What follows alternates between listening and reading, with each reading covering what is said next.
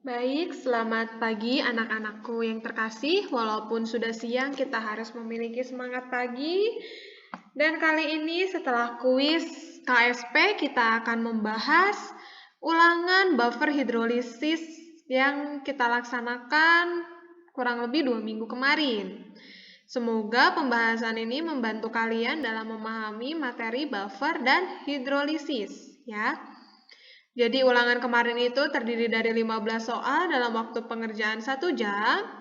Jadi kalau ada yang masih tidak terburu, saya harap kalian tetap latihan buffer dan hidrolisis karena saat penilaian akhir tahun nanti waktu hanya 90 menit dan hampir sebagian besar itu banyak soal buffer hidrolisisnya. Ingat, penilaian akhir tahun itu sangat besar bobotnya, jadi silakan latihan dengan seksama. Sekarang mari kita langsung ke nomor 1. Walaupun ada teori, tetap saya bahas ya. Nah, nomor 1. Berikut ini adalah hasil uji sifat asam basa dari beberapa garam yang diujikan ke lakmus. Ingat, lakmus merah itu bersifat asam, lakmus biru itu bersifat basa. Jadi ketika saya taruh garam barium sulfat, garam ini bersifat netral karena berasal dari asam lemah dan berasal dari asam kuat dan basa kuat yang tidak akan menghidrolisis air. Jadinya netral dan lakmusnya tidak berubah. Sementara natrium karbonat. Natrium karbonat itu berasal dari natriumnya itu basa kuat dan karbonatnya itu dari asam lemah. Mohon maaf, ya betul dari asam lemah. Kenapa dari asam lemah? Itu berarti walaupun tidak ada data KAKB yang saya kasih, kalian harus sudah hafal ya. Sebentar, ini saya pakai pen dulu. Oke, bisa. Natrium karbonat ini, ion yang berasal dari asam lemahnya akan menghidrolisis air. CO3 ya, dia akan menghidrolisis air, menghasilkan H2CO3 plus,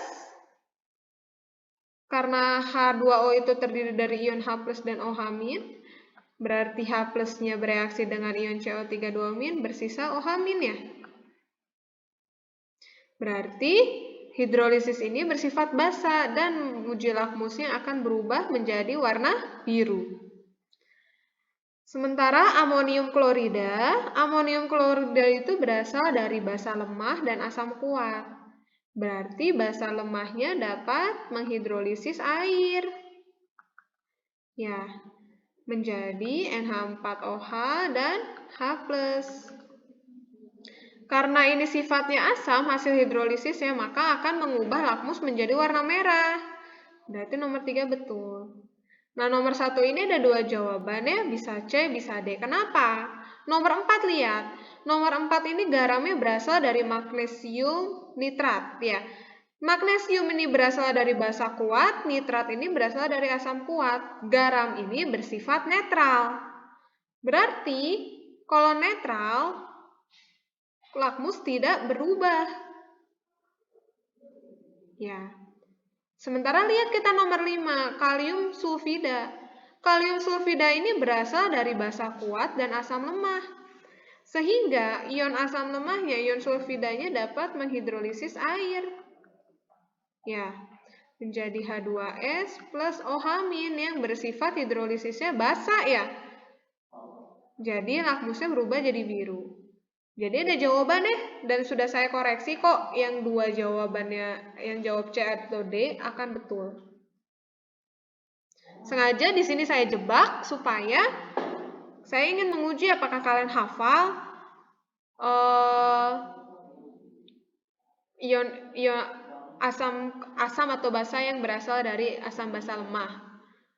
Gitu. Jadi yang dijawabnya di luar C sama D sudah dapat diperkirakan kalian tidak hafal. Ya. 3, 4, 5 juga bisa saya melihat ada yang jawab E itu ya. Bisa juga E. Oke, sekarang nomor 2. Kelihatan nomor 2 ini harus ada jarak.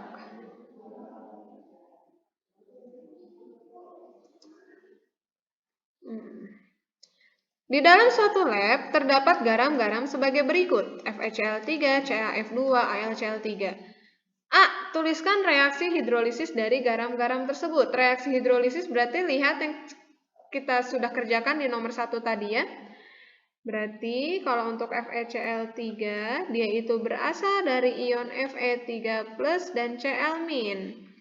Fe3+ ini berasal dari basa lemah sehingga dapat menghidrolisis air. Hasil hidrolisisnya apa? Ingat H2O itu berasal dari ion H+ dan OH-, sehingga yang bereaksi dengan ion Fe3+ adalah ion OH- menghasilkan FeOH3 plus H+. Karena menghasilkan H+, maka sifat garam dari FeCl3 adalah asam. Seperti itu ya. Lagi ada garam kalsium fluorida. Dia itu berasal dari ion Ca2+ dan 2F-. 2 ion fluorida. Nah, ternyata ion fluorida ini merupakan asam lemah yang akan bereaksi dengan air, menghasilkan asam fluorida plus ion OH-. Kenapa? Ingat, lagi-lagi H2O itu berasal dari H+ dan OH-, sehingga yang bereaksi dengan ion fluorida ini adalah ion H+, menghasilkan asam fluorida. Dan ion OH-, jadi sehingga garam kalsium fluorida ini bersifat basa.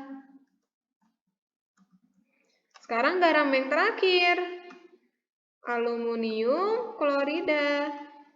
Ternyata berasal dari ion aluminium dan ion klorida. Ya, ternyata aluminium ini berasal dari basa lemah yang dapat menghidrolisis air sehingga menghasilkan senyawa aluminium hidroksida plus H+. Karena hasil reaksi hidrolisisnya ada H+, jadi garamnya bersifat asam.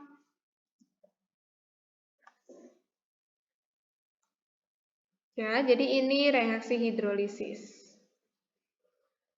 Sekarang nomor 3. Sebenarnya nomor 3 ini bisa kita kerjakan tanpa hitungan. Ya. Dengan menggunakan salah satu indikator yang sesuai, larutan natrium asetat 0,8 molaritas akan berwarna. Kita lihat karakter dari garam ini. Garam ini adalah garam natrium asetat yang ternyata ion asetatnya dapat menghidrolisis air karena berasal dari asam lemah. Dapat menghidrolisis air menjadi CH3COOH dan OH-. Ya, karena ada ion OH- berarti garam ini bersifat basa. Karena hidrolisis itu masih berupa garam, ya, yang terhidrolisis adalah garam. Jadi kita cari indikator yang dekat dengan pH-nya 7, tapi bersifat basa. Jadi indikator yang paling tepat itu fenolaftalin ya. Kenapa bukan alizarin kuning? Alizarin kuning trayek pH-nya jauh dari 7. Sementara yang hidrolisis itu adalah senyawa-senyawa garam. Garam itu berarti dekat pH 7 ya. Berarti fenolaftalin yang paling tepat. Kenapa bukan brom timbal biru? Fenolaftalin ini bersifat basa, sementara garam tadi bersifat basa. Dan kita lihat di sini indikatornya, kalau dia basa, dia akan berwarna merah. Jadi jawabannya adalah A. Jadi yang mengerjakan ini dengan hitungan, selamat, Anda buang-buang waktu. Nggak apa-apa ya.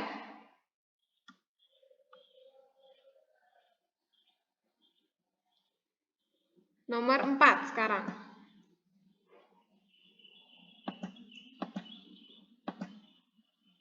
Sebentar, saya kasih ruang dulu supaya bisa mengotret.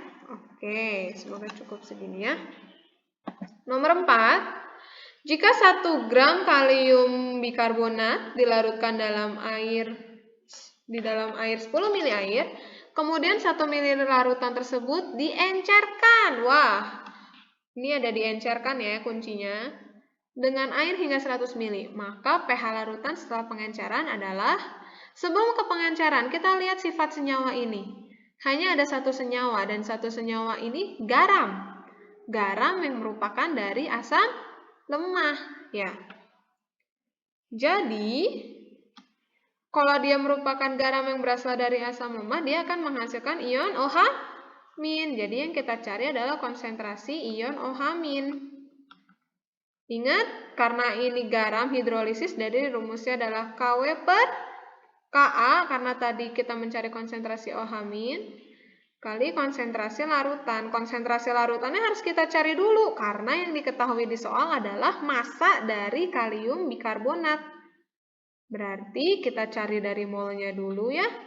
Molnya itu adalah massa per massa molar, massanya 1 gram, massa molarnya 100 gram per mol. Berarti itu hasilnya 10 pangkat min 2. Ini belum konsentrasi, kita cari lagi konsentrasinya. 10 pangkat min 2 mol per airnya 10 ml, kita langsung ubah kita langsung ubah liter ya. 10 pangkat min 2 liter. Hasilnya 10 pangkat min 1. Bukan 10 pangkat min 1, hasilnya 1. Tapi jangan bangga dulu sampai sini, lihat. Kemudian 1 ml larutan tersebut diambil dan diencerkan. Berarti kita harus masukin dulu ke rumus pengenceran. Jangan lupa ada rumus pengenceran ini. Tadi konsentrasinya adalah 1, diambil 1 ml. Ya, kalau diencerkan berarti konsentrasinya berubah menjadi M2 yang dilarutkan hingga 100 ml air. Ternyata konsentrasinya adalah 10 pangkat min 2. Berarti yang dimasukkan ke konsentrasi ini adalah konsentrasi setelah pengenceran. Ya, konsentrasi larutan garam setelah pengenceran yaitu 10 pangkat min 2. Jadi kita masukkan konstanta kesetimbangan airnya yaitu 10 pangkat min 14, kesetimbangan asamnya 10 pangkat min 6, konsentrasinya 10 pangkat min 2. Hasilnya adalah 10 pangkat min 10 sama dengan 10 pangkat min 5. Berarti pOH-nya adalah 5. pH-nya menjadi 14 min 5 sama dengan 9. Jadi, hati-hati kalau diencerkan, kalian harus ingat rumus pengenceran dulu, baru dimasukkan ke rumus hidrolisisnya. Sekarang nomor 5. Semoga cukup ya di sini. Larutan asam cuka CH3COH sebanyak 0,2 molar sebanyak 25 ml dicampurkan dengan 100 ml larutan natrium hidroksida 0,05 molaritas. Ingat, lihat ada 2 senyawa seperti ini yang direaksikan dan masing-masing komponen yang diketahui, kita harus ingat langsung stoikiometri reaksi. Kita lanjutkan lagi baca soalnya. Jika ke dalam campuran tersebut dimasukkan 75 ml air, wow, ternyata dimasukin lagi air ya. Maka pH larutan campuran tersebut, nah kira-kira menurut kalian dengan penambahan air ini pH-nya jadi berubah nggak? Simpan dulu jawabannya, mari kita bahas ya. Tadi berarti ada 2 senyawa yang bereaksi, CH3COH dengan NaOH.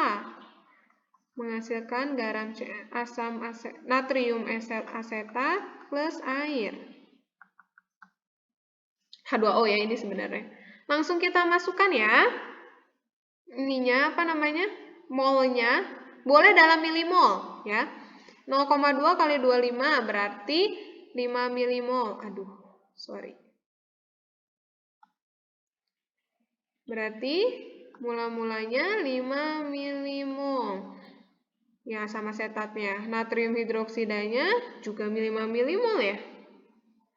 Iya, natrium hidroksidanya 0,05 kali 100 5 milimol. Berarti yang bereaksi adalah 5 milimol, masing-masing dari mol mula-mula senyawanya. Terbentuk 5 milimol garam dan 5 milimol air. Sehingga sisanya adalah 5 milimol garam. Lihat, yang tersisa adalah garam. Berarti sifat campuran ini bersifat hidrolisis. Ya, berarti kita langsung ingat, oh lihat, ternyata garam ini berasal dari asam lemah dan basa kuat. Berarti kita mencari OH min. Rumusnya sama, KW per KA kali konsentrasi. Nah, lihat konsentrasi ini kita masukkan konsentrasi larutan. Diambil dari mol yang berakhir bereaksi. Jadi konsentrasinya sama dengan molnya ini 5 milimol ya. 5 milimol per volumenya tuh volume campuran. Volume campurannya berapa? Lihat, ada 25 mili dari asam asetat, ada 100 mili dari natrium hidroksida, dan ada 75 mili dari air. Ternyata volume campurannya nggak hanya dari asam asetat dan natrium hidroksida, tapi dijumlahkan juga dengan air. Jadi volume campurannya adalah 200 mili. Jadi yang menjawab 125 salah. 5 milimol per 200 mili bisa kecoret ya jadi ya. Sama-sama mili satuannya. Hasilnya adalah 2,5 kali 10 pangkat min 2 ya. Atau 25 kali 10 pangkat min 3. Berarti kita masukkan ke sini langsung aja ya. Berarti 10 pangkat min 14 per konstanta asamnya 10 pangkat min 5 kali 25 kali 10 pangkat min 3. Sebentar, daripada acak-acakan kita buat ruang saja. Berarti 10 pangkat min 14 tambah min 3 jadi min 17. Dikurangin 5 jadi 10 pangkat min 12 ya. Jadi akar 25 kali 10 pangkat min 12.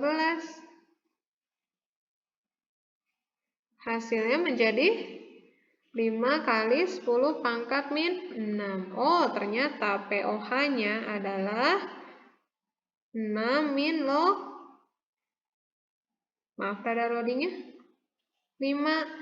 Berarti pH-nya adalah 14 min dalam kurung 6 min log 5. Jadi hasilnya 8 plus log 5. Berarti jawabannya C.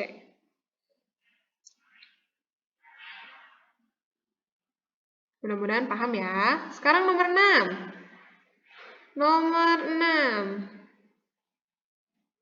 Sebanyak 25 mili larutan asam fluorida 0,2 m dicampurkan dengan 15 mili larutan KOH. Lihat, lagi-lagi ada pencampuran, berarti kalian harus ingat langsung stoikiometri reaksi. Dan ternyata, jika reaksi tersebut dihasilkan garam dengan pH 9, massa KOH dalam 15 larutan KOH sebanyak, wah ternyata yang ditanya adalah massa kalium hidroksida. pH larutannya ternyata diketahui. Ya, lihat pH larutannya 9. 9 ini udah masuk basa atau asam? Udah masuk basa, berarti kita harus ubah ke pOH. pOH-nya menjadi berapa? pOH-nya menjadi 5 ya. Berarti konsentrasi OH-nya menjadi 5.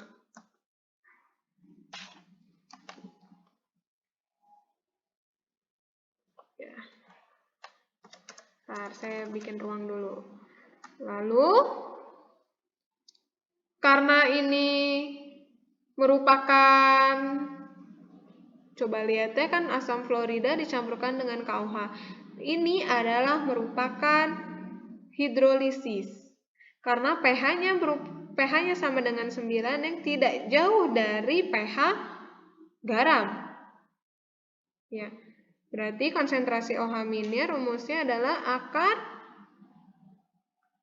konstanta air per konstanta asam dikali konsentrasi sama dengan 10 pangkat min 5. Oh, ini OH-nya konsentrasinya masih 5 ya saya nulisnya. 10 pangkat min 5 ya harusnya. Oke. Nah, konstanta airnya kan 10 pangkat min 14 per 10 pangkat min 5. Nah, konsentrasinya kita anggap belum tahu karena tadi ada massa KOH yang belum diketahui. Berarti ini kedua ruas kita kalikan dulu. Kita kuadratkan, didapatkanlah 10 pangkat 5 kali konsentrasi sama dengan 10 pangkat min 10. Ya, ternyata ini bisa diambil jadi 10 pangkat min 9 dan konsentrasinya menjadi 10 pangkat min 1. Simpan, ya. Ini 10 pangkat min 1. Nah, sekarang kita reaksikan asam fluorida dengan kalium hidroksidanya. Asam fluorida itu HF plus kalsium hidroksida menjadi kalsium fluorida, ini garamnya, plus H2O. Ingat, stoikiometri reaksi itu adalah mula-mula bereaksi sisa. Karena ini hidrolisis, pasti yang bersisa garamnya. Berarti dari konsentrasi ini kita harus rubah ke mol garam. Ya, mol garam. Garamnya itu menjadi konsentrasi kali volume. Konsentrasinya 10 pangkat min 1, volumenya 25 tambah 15 itu 40 ya. 10 pangkat min 1 dikali 40 milimol. Ya. Sorry, bukan 40 milimol, 40 mili.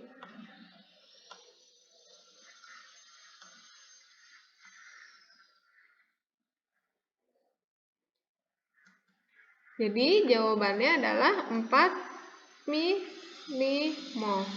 Berarti garam di sini bersisa 4 milimol. Kalau garamnya bersisa 4 milimol, garam yang bereaksi pasti 4 milimol. Kalium hidroksida yang bereaksi juga pasti berapa? 4 milimol. Ya. Nah, lanjut deh. Kalium hidroksida yang bereaksi adalah 4 milimol. Berarti mol mula-mulanya adalah 15 mili dikali X ya. X-nya ini adalah molnya yang hasilnya harus 0. Jadi kita dapat deh satu persamaan.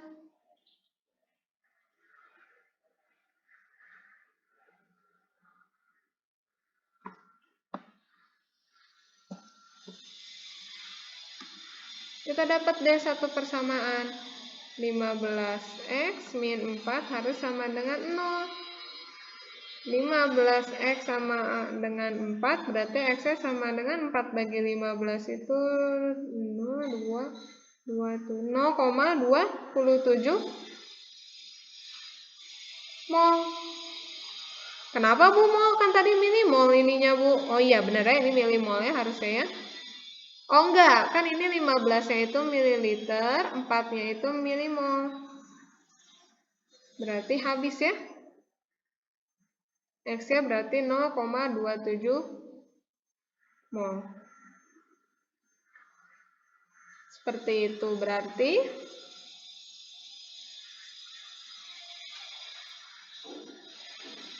sebentar. Oh iya benar, ini masih milimol ya ternyata ya. Berarti 0,27 ini masih milimol dan ternyata kita cari saja berapa ininya. Masanya kan yang ditanya masanya ya. Massa KOH-nya berarti 0,27 milimol dikali 56 ya KOH tuh. Ya 56 ya. Jadi hasilnya 170,24 miligram.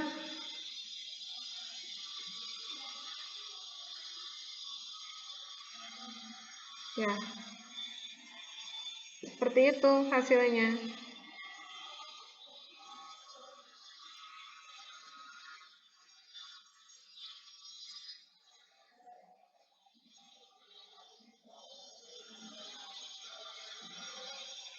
Sebentar. Maaf, saya ada yang ketinggalan. Pantesan ada yang salah. 0,27 ini masih konsentrasi ya. Kenapa tadi di sini saya 15 kali X? Karena rumus konsentrasi itu kan, rumus mol itu kalau diketahuinya konsentrasi kali volume. Jadi saya masukkan di sini konsentrasi kali volume. Iya, jadi di sini, tadi kan 4, ini adalah 4 milimol. Maaf, ada yang ketinggalan. Ini 15 ml, jadi satuannya milimol per mililiter. Hasilnya 0,27 konsentrasi. Jadi belum beres ya tadi ya. Kita baru dapat konsentrasi, baru cari molnya. Konsentrasi kali volume. Konsentrasi 0,7, volume dari kalium hidroksidanya adalah 15 mili. Hasilnya 15. 3,24 ya. 3,24 milimol. Kenapa milimol? Karena ini mililiter. Berarti masanya 3,24 kali 56. Hasilnya 170,24 miligram. Kenapa miligram? Karena tadi di sini molnya 3,24 milimol. Seperti itu. Jadi caranya panjangnya dari mencari dulu berapa konsentrasi larutannya, cari dulu berapa mol dari bereaksi dari reaksi ini, cari dulu konsentrasi dari kalium hidroksida, cari molnya, lalu cari masanya. Seperti itu. Sekarang nomor 7.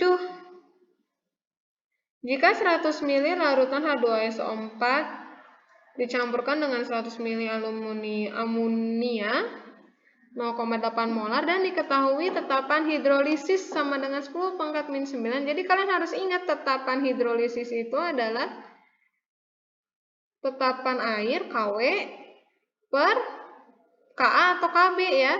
Tapi karena di sini adalah basa lemah berarti per Kb. Ya. Seperti itu. Tetapan hidrolisis itu adalah ini. Jangan lupa. Dan ini ada 2 senyawa yang direaksikan. Lagi-lagi kita harus menstoikiometri reaksi kedua senyawa ini.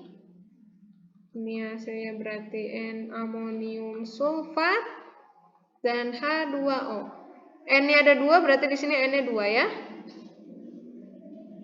Oh, enggak, ini enggak ada H2O. Langsung jadi 1. S-nya sama, H-nya sama. Ya, ini reaksi setaranya. Berarti kita langsung reaksikan mula-mula bereaksi sisa. Mula-mula dari asam sulfat tinggal kita kalikan konsentrasi dan volumenya, hasilnya adalah 40 milimol. Amonianya 100 kali 0,8, 80 milimol.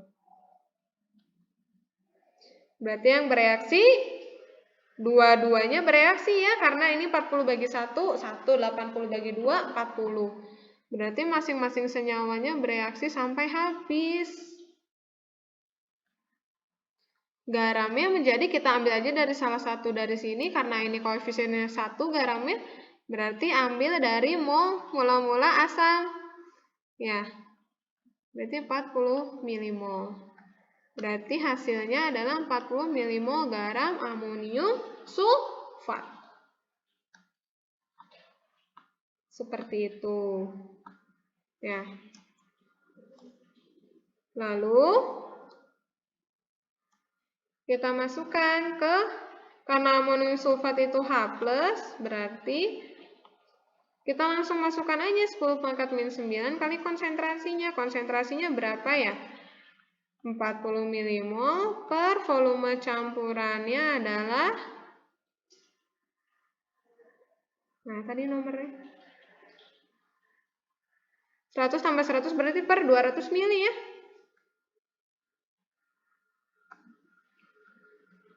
Berarti hasilnya 40 per ini adalah 0,2 mil, langsungnya milimol per mili, jadi konsentrasinya 0,2 mol. Ya.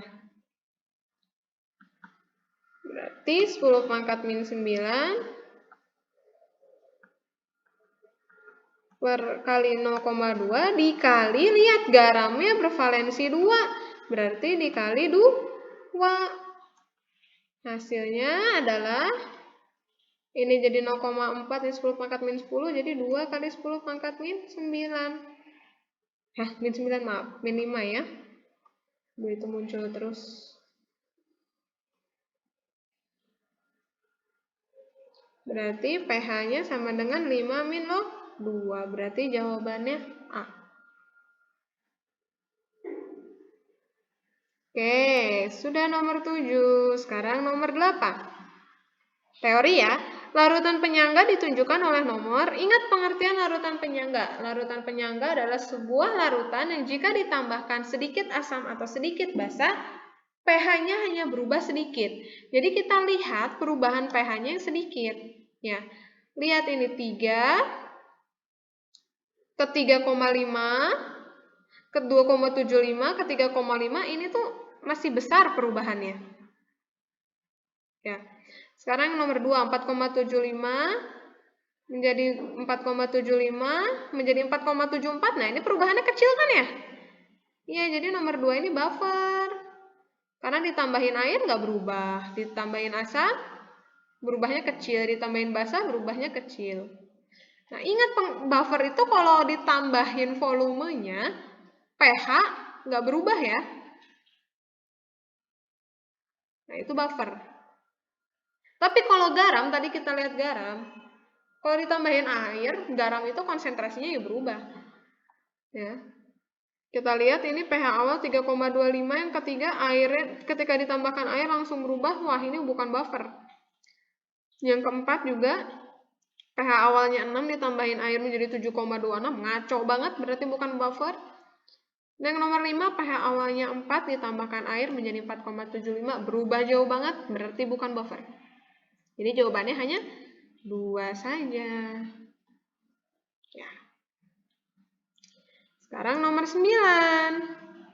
Berikut ini adalah contoh larutan penyangga dalam kehidupan sehari-hari yang terdapat pada cairan intrasel, yakni intrasel itu adalah asam fosfat. Intrasel itu yang berada di dalam sel. Kalau ekstraselnya adalah yang B, asam karbonat dan ion bikarbonat. Jadi ingat-ingat, intrasel itu di dalam sel, ekstrasel itu jadi kayak darah, kayak organ. Itu adalah asam karbonat. Sekarang nomor 10. Jadi pelajari lagi ya, manfaat larutan penyangga dalam kehidupan sehari-hari, teori itu. Kalau kalian nggak tahu teori, ya satu nomor lumayan salahnya besar ya. Sekarang nomor 10. Fenol merupakan asam lemah, ya dengan Ka segini. Bila 0,013 mol garam. Nah, ini lihat, ada asam lemah, ada garam, berarti buffer, ya. Bila 0,0315 mol garam natrium fenol dilarutkan dalam 1 liter dengan pH 11, maka konsentrasi fenol dalam larutan adalah, ya. Jadi ini gimana caranya? Ya tinggal dibalik ya. Fenolnya katanya asam lemah, pH-nya 11. Ya. Jadi kalian jangan terpaku dengan OH ini dan pH-nya 11 ya. Kalau dia memang asam lemah nggak apa-apa. Berarti pH-nya 11. Ya, ini soal SBMPTN tahun 2017. Berarti ini H plusnya adalah, maaf sebentar. Konsentrasi H plusnya menjadi 10 pangkat min 11 ya. Nah, kalau dia buffer, asam lemah dan garam, berarti rumusnya adalah Ka dikali mol asam per mol garam ya. Sama dengan 10 pangkat min 11. Saya lanjut di sebelah sini ya. Karena Ka-nya 1,3 kali 10 pangkat min 10. Mol asamnya yang ditanya. Ya. Mol asamnya yang ditanya. Lalu mol natrium asetatnya 0,013 ya. Langsung masuk aja berarti ya. Sama dengan 10 pangkat min 11. Ini langsung habis jadi 10 pangkat min 1. Wah, ini bisa habis nih ya. 13 sama 0,013. Berarti X-nya sama dengan 10 pangkat min. Ini berarti habis 1, 2. Ini berarti 10 pangkat min 3. Oh, ingat X ini dalam mol. Yang ditanya adalah konsentrasi. Konsentrasinya di dalam larutan 1 liter. Ya, jadi ini belum beres. Kita cari dulu konsentrasinya. N per volume. N-nya atau molnya itu adalah 10 pangkat min 3. Per volumenya adalah 1 liter. Ini untung aja kalian saya kasih volumenya 1 liter. Kalau ada yang nggak sadar kalau yang didapat ini mol, ya bahaya ya 1 liter ini. Kalau misalkan angkanya 2 aja, perhitungannya bisa beda. Ya, jadi ini 10 pangkat min 3. Jadi jawabannya adalah, oh maaf kenapa saya nulis D. Jawabannya adalah C. Tenang, di LMS kuncinya C kok.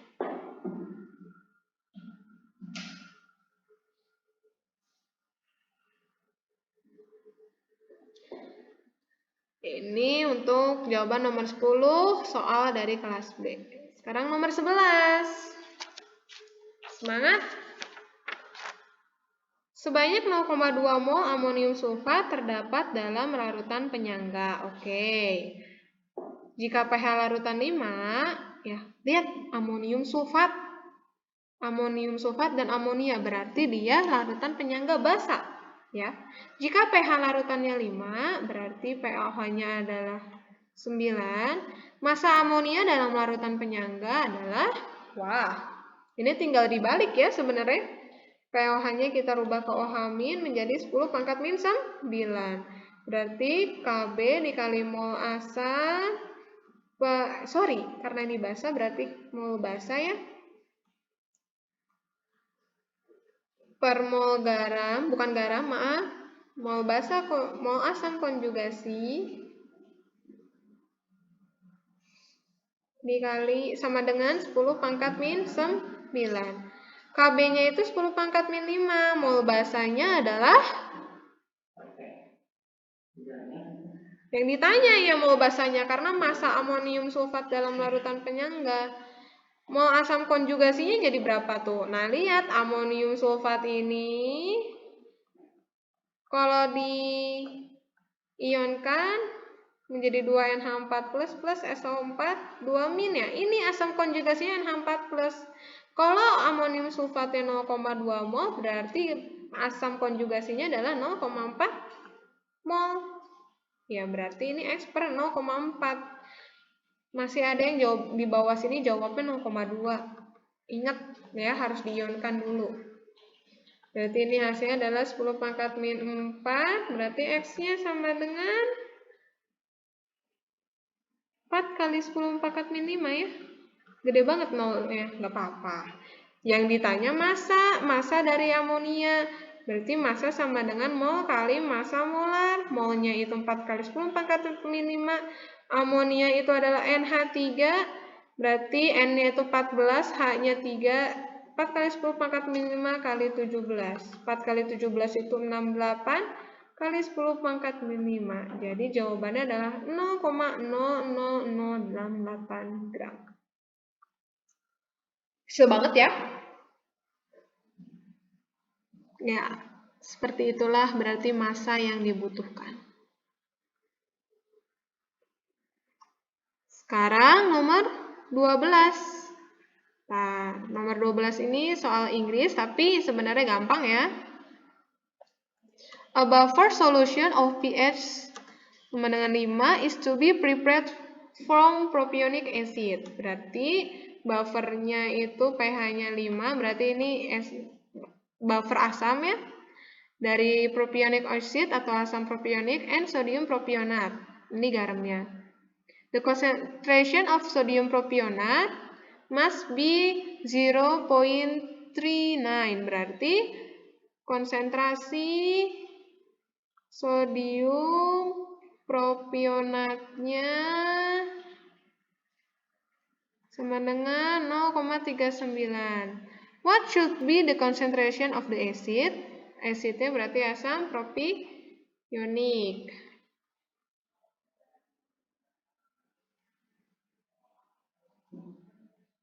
Ya. Nah, saya pernah bilang di latihan sebelumnya, kalau diketahuinya konsentrasi dan nggak tahu volumenya berapa, kita bisa gunakan rumus buffer yang bukan mol tapi konsentrasi. Berarti H plus sama dengan Ka dikali konsentrasi asam per konsentrasi basa konjugasi. H plusnya berarti 10 pangkat min 9 ya.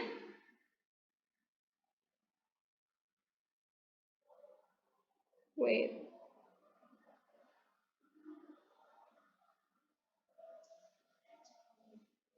Buffer solution is iya benar, 10 pangkat min 9. Ka-nya itu 1,3 kali 10 pangkat min 5. Ya. Konsentrasi asamnya itu yang ditanya, konsentrasi basa konjugasinya. Ini lihat, ionnya menjadi, garam itu ionnya jadi ion propionik, CO2- plus Na plus tanpa ada koefisien, berarti konsentrasinya juga sama 0,39. Ini berapa hasilnya? 10 pangkat min 4 ya.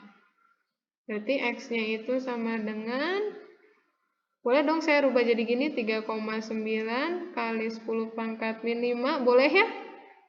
Ini kan 0,39 kali 10 pangkat min 4, saya ubah jadi 3,9 kali 10 pangkat min 5 bagi 1,3. Hasilnya adalah 0,3 kali 10 pangkat min. Oh, sorry. Kenapa saya jadi 10 pangkat min 9? Konsentrasi H plusnya. 10 pangkat min 5 ya. Berarti bisa habis. Oh ya sudah, berarti konsentrasinya langsung aja ya. 0,39 dibagi 1,3 berarti min 5, yes. Jadi jawabannya adalah 0,3.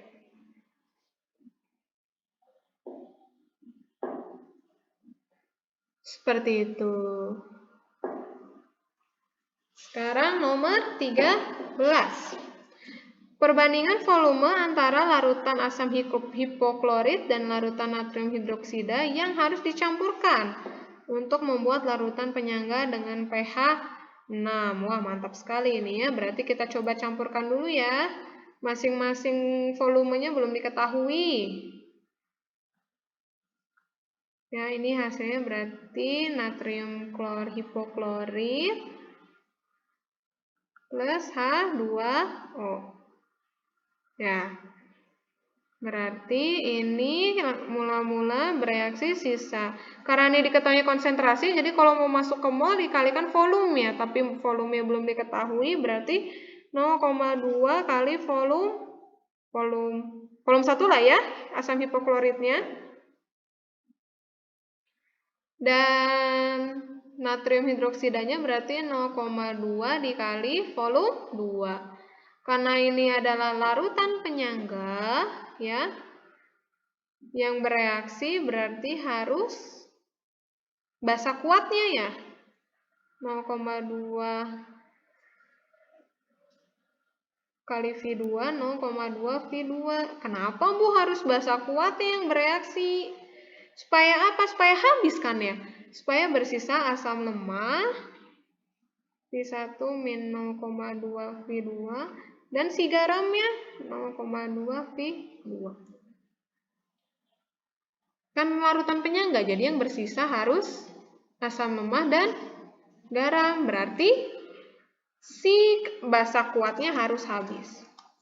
Sekarang langsung aja kita masukkan ke rumus larutan penyangga. Ini itu adalah penyangga asam ya, berarti langsung aja konsentrasi H plusnya itu ternyata 10 pangkat min 6 karena pH-nya 6. Konsentrasi H plusnya rumusnya adalah Ka kali mol asam per mol basa konjugasi sama dengan 10 pangkat min 6. Basa konjugasinya NaOCl, ionnya menjadi Na plus OCl min ya, karena sama semuanya koefisiennya 1, berarti sama molnya kayak garam ya, 0,2.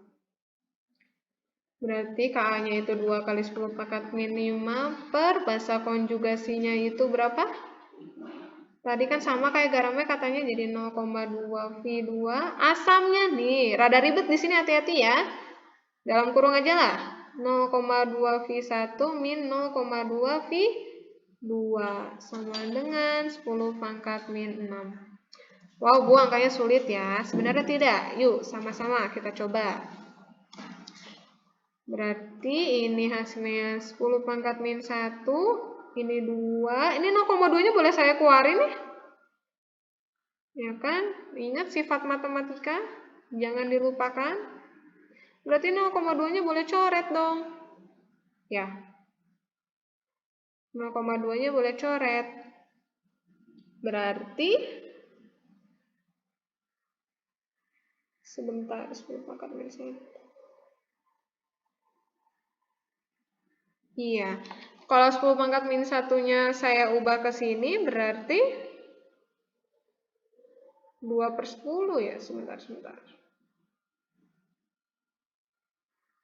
Oh, berarti kalau dirubah menjadi V1 min V2 per V2 sama dengan 10 pangkat min 1 itu kan 10 ya.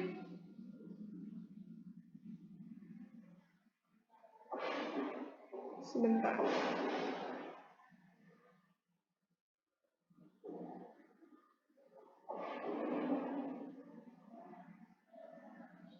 Oh, jadi 1/20 ya. Kan 10 pangkat min 1 itu 1/10. 2-nya ke bawah jadi 1/20 ya. Maaf, agak sedikit ngeblank tiba-tiba.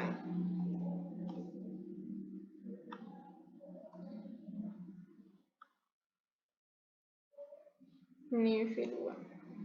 Nah, langsung kali silang aja. Berarti ini 20 V1 min 20 V2 sama dengan V2. V2 sama V2-nya kita satukan, jadi 20 V1 sama dengan 20 V2.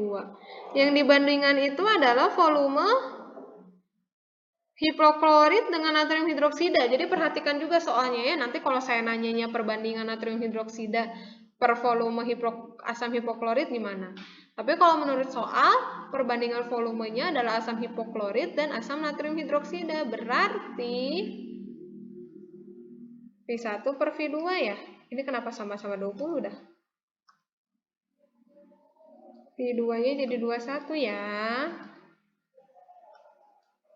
Jadi V1 per V2-nya sama dengan 21/20.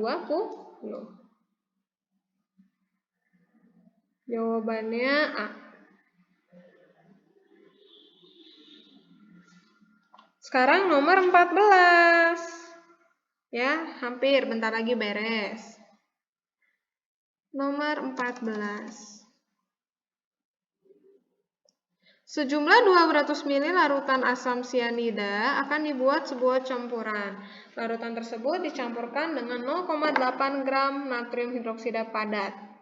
Pada 25 derajat Celcius, pH larutan tersebut adalah ada 2 campuran, jadi tinggal kita reaksikan ya. Hasilnya menjadi natrium sianida plus H2O. Mula-mulanya tinggal kita kalikan, ini asam sianidanya karena diketahuinya konsentrasi dan volume, kita kalikan menjadi, ini enaknya karena ada gram, berarti langsung rubah ke liter aja, jadi 0,2 liter deh, berarti ini 0,06 liter. mol. Natrium hidroksidanya 0,8 per 40. 8 per 8, 4, 2. Jawabannya 0,02 ya. Berarti yang bereaksi siapa? Si basa kuat natrium hidroksida ya. Berarti ini sudah jelas buffer. Natrium cyanidanya jadinya yang bereaksi juga 0,02. Natrium hidroksidanya habis, asam cyanidanya 0,04. Ya. Yang ditanya pH-nya, berarti langsung aja dong. Karena ini adalah buffer asam. Wah, gampang banget ya nomor 14 ini. Bonus, soal bonus. 5 kali 10 pangkat min 5 kali mol asamnya itu 0,04, mol garamnya itu 0,02. Ya. Hasilnya ini jadi 0,02 dikali 5. Berarti hasilnya adalah 0,02 kali 5, 10. Jadi sebentar, 0,0. Berarti ini 10 pangkat min 7 ya. Karena ini 10 pangkat min 2. 2-nya dikali 5 jadi 10. Oh, ternyata hasilnya 10 pangkat min 6. Berarti pH-nya sama dengan 6. Oh my god, sorry. Nah, 0,04 bagi 0,02 ya 2 ya. Berarti 2 kali 5, 10. 10 kali 10 pangkat min 5 ya. Jadi ini min 7-nya enggak.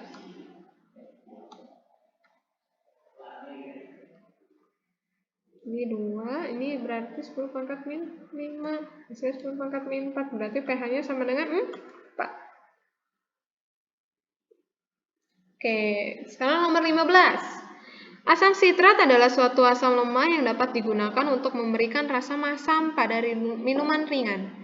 Sebanyak 4,28 gram natrium sitrat dan 100 mili asam sitrat 0,002 molaritas digunakan untuk membuat produk tersebut. Jika diketahui tetapan ionisasi asam sitrat, ini tuh Ka-nya ya, sama dengan 4 kali 10 pangkat min 5. Dan jika ke dalam larutan tersebut dimasukkan 1 mili larutan asam iodida 0,128 molar, maka apa? Maka mari kita mencarinya. A. Tuliskan reaksi yang terjadi pada larutan sistem buffer tersebut. Reaksi yang terjadi, lihat. Asam iodida. Asam iodida itu berarti ada H plus dan iodida ya, berarti H plusnya yang akan bereaksi dengan asam atau basa konjugasi? Basa konjugasi, yaitu basa konjugasinya adalah C3H7O5COO-. Karena ini liatin, ini asam sitrat berubah jadi natrium sitrat. Natrium sitrat berarti H di sini diganti dengan natrium. Hasilnya menjadi asam sitrat ya. Aduh, muncul terus ini. Ya. Nah, konsentrasi H plus kita tinggal masukkan, kalau menentukan pH campuran, mula-mula bereaksi sisa. Mula-mula dari mol H plusnya tinggal kita kalikan 0,128 kali, kita ubah liter ya, karena tadi ada gram. Kita harus mol, kalau gitu bukan milimol. Berarti ini adalah 128 kali 10 pangkat min 6. Ion sitratnya menjadi, karena natrium sitratnya 4,28 dibagi 214 ya, kita cari dulu molnya. Berarti hasilnya adalah 0,02 ya. Ini garamnya, tapi karena tadi natrium sitratnya ionnya 1, bukan ion, muatannya plus 1, sitratnya muatannya min 1, berarti sama koefisiennya. Jadi molnya sama 0,02. Sekarang asam sitratnya katanya 0,02 kali 100 mili. Kita ubah ke liter berarti 0,1 ya. Berarti asam sitratnya 0,002. Berarti yang bereaksi jelas ion H plusnya 0,02, ini 0,002 ya. Berarti sebentar, saya kotret dulu. Oh, ini bukan 0,02, maaf. Pantesan salah. 128 kali 10 pangkat min 6. 128 kali 10 pangkat min 6. Ini berarti 0,00018. Ini berarti 2. Nanti ini 7, 8, 1, 0, 0. Enggak kelebihan 0 ya. Ini 0,01872 ya. Ini habis H plusnya ini menjadi